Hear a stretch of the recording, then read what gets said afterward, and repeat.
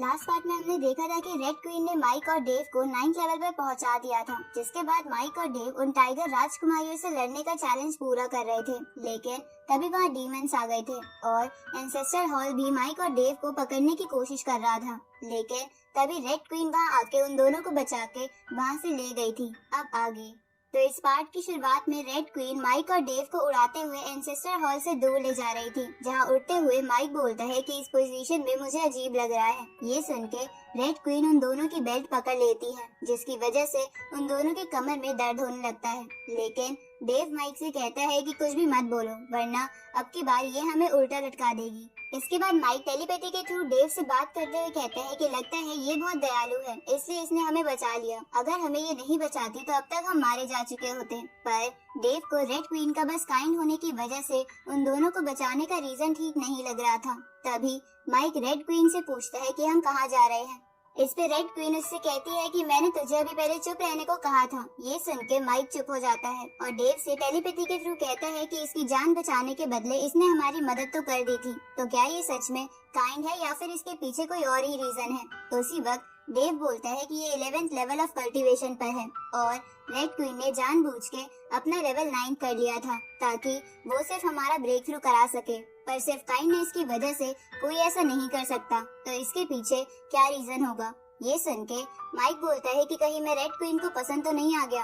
तभी red queen उन दोनों से अपनी बकवास बंद करने को कहती है। ये सुन के वो दोनों हैरान हो जाते हैं।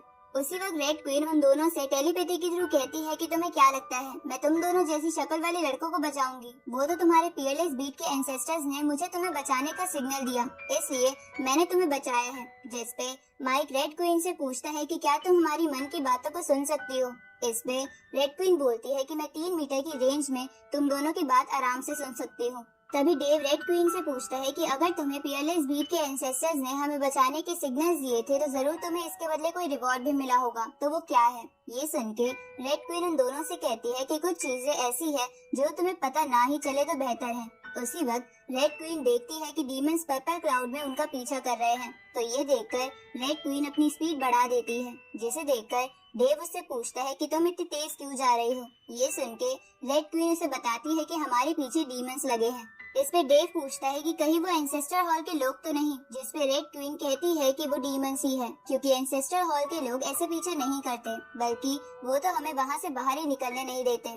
तभी रेड क्वीन उन दोनों को छोड़ते हुए कहती है कि अब तुम दोनों अपने आप उड़ो, क्योंकि मैं तुम्हें कैरी करते करते थक चुकी हूँ। अब ये सुन के वो दोनों रेड क्वीन को फॉलो करने लगते हैं, लेकिन उनकी स्पीड रेड क्वीन जितनी नहीं थी। साथ ही वो डीमंस उनका लगातार पीछा कर रहे थे। थोड़े समय बाद वो सभी समुद्र के पास पहुंच जाते हैं, जहां डेव माइक से कहता है कि हमें जो जाइंट्स पहले मिले थे उन्होंने हमें एक टोकन दिया था, इसलिए अगर हम समुद्र के अंदर चले गए तो हमारे बचने के चांसेस बढ़ जाएंगे, क्योंकि तब वो जाइंट्स हमें प्रोटेक्ट करेंगे। लेकिन तभी वो डीमन क्लाउड उन तीनों को चारों तरफ से घेर लेता है। ये देखकर वो तीनों डिफेंस पोजीशन में आ जाते हैं। तभी वो क्लाउड उनके और करीब आने लगता है, जिसको रोकने के लिए वो तीनों अपने अटैक्स का इस्तेमाल करते हैं और वहाँ से भागने की कोशिश करते हैं। लेकिन जैसे ही वो जमीन पर पहुँचते हैं तो उन्हें पता चलता है कि वो किसी आर्टिफिशियल डोमेन में आ गए हैं। उसी वक्त वो डीमंस उनके सामने आ जाते हैं, जिसके बाद उनमें से एक उन तीनों को कहता है कि तुमने हमें हेवनली डीमन फील्ड बनाने पर मजबूर कर दिया, जैसा आज तक पहले कोई नहीं कर पाया था, जिसकी वजह से तुम्हें खुद पर प्राउड करना चाहिए। लेकिन आज हम तुम्हें यहाँ से जिंदा वापस नहीं जाने देंगे। इसके बाद वो डीमन रेड क्वीन से कहता है कि क्योंकि तुम अपने क्लैन की इकलौती हो जो 11th लेवल ऑफ कल्टीवेशन पर है, इसलिए तुम यहाँ से जा सकती हो, लेकिन इसके बदले तुम्हें उन दोनों को हमें सौंपना होगा।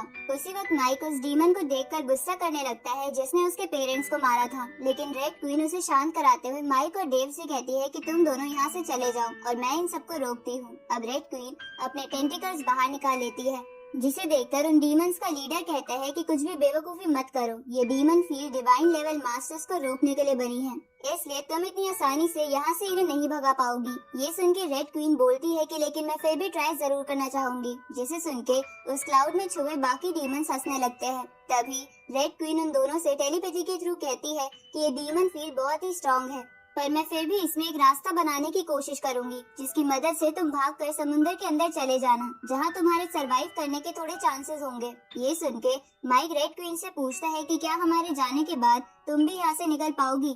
इस पे रेड क्वीन कहती है कि इसका मुझे नहीं पता क्योंकि ये डीमन फील्ड बहुत मजबूत है और इसे बार बार खोलना बहुत मुश्किल है। ये सुन के माइक कहता है कि तब तो हम भी यहाँ से नहीं जाएंगे। इसके बाद माइक अपना टेलीपोर्टेशन पॉइंट एंसेस्टर हॉल से हटाकर वहाँ क्रिएट कर लेता है ताकि रेड क्वीन उन्हें जबरदस्ती भी भगाए तो भी वो वहाँ से वापस आ सके।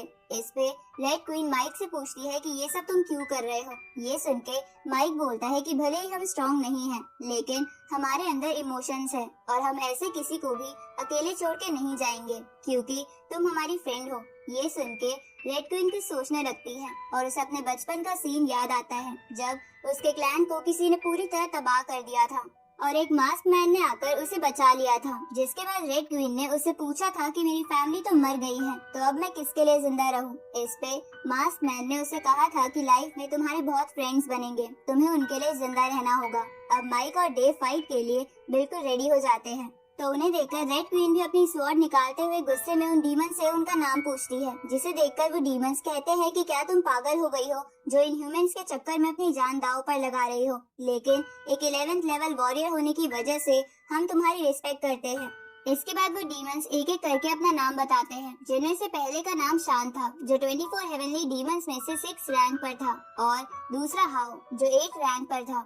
इधर माइक डेव से कहते हैं कि ये दोनों मून गॉड लेवल पर हैं, तो इसका मतलब कम से कम हेवनली डीमंस के टॉप 8 डीमंस मून गॉड या उससे आगे के लेवल पर हैं। उसी वक्त रेड क्वीन को गुस्सा आने लगता है, जिसे देखकर माइक धीरे से डेव से कहते हैं कि रेड क्वीन चाहती तो अपने कल्टीवेशन की मदद से यहाँ से भाग जाती, पर वो ऐसा क्यों नहीं कर रही और अपनी जान क्यों खतरे में डाल रही है। इस पे डेव माइक से कहता है कि शायद जैसे पियरलेस बीड हम दोनों को करीब लाया था वैसे ही पियरलेस बीड इसे भी हमारे करीब लाने की कोशिश कर रहा है। अब वो तीनों अटैक के लिए तैयार हो जाते हैं, जिसके बाद रेड क्वीन 6 और 8 रैंक वाले डीमन से लड़ने लगती है जहां वो अकेले ही उन दोनों पर भारी पड़ रही थी।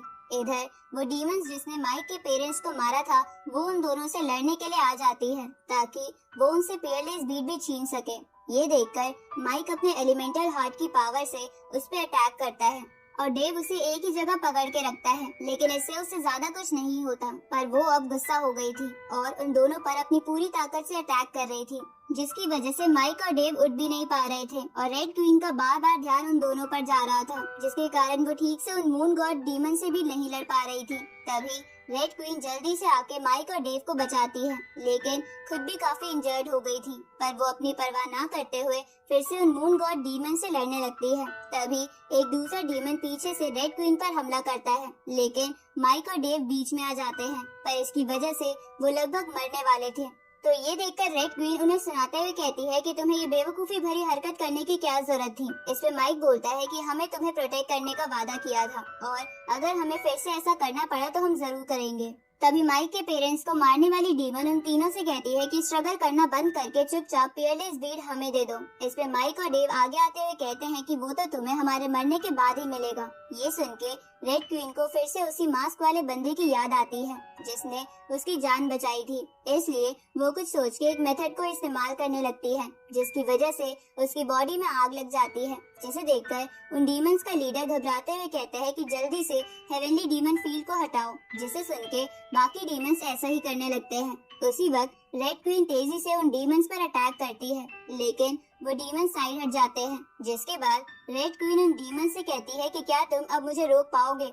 इस पे वो डीमंस बोलते हैं कि तुम सच में पागल हो गई हो जो तुमने 2 ह्यूमंस के चक्कर में अपनी डिवाइन बॉडी को इग्नाइट कर लिया। हम मानते हैं कि ये फायर हमें नुकसान पहुंचा सकती है, लेकिन थोड़ी देर बाद तुम भी मर जाओगी। ये सुन के माइक और डेव हैरान हो जाते हैं। तभी रेड क्वीन उन डीमंस से कहती है कि क्या तुम डर गए। ये सुन के उन डीमंस का लीडर रेड क्वीन से पूछता है कि ये सब तुम इन ह्यूमंस के लिए क्यों कर रही हो, पर रेड क्वीन बिना कुछ बोले माइक और डेव को वहाँ से ले जाती है और वो डीमंस भी कुछ नहीं कहते क्योंकि अब रेड क्वीन उन सबको मार सकती थी। इसलिए उन डीमंस का लीडर बाकी डीमंस से कहता है कि इन्हें अभी जाने दो, पहले हम एंसेस्टर हॉल का मिशन पूरा करके पियरलेस बीड इनसे छीन लेंगे। और इसी के साथ ये पार्ट यहीं खत्म होता है।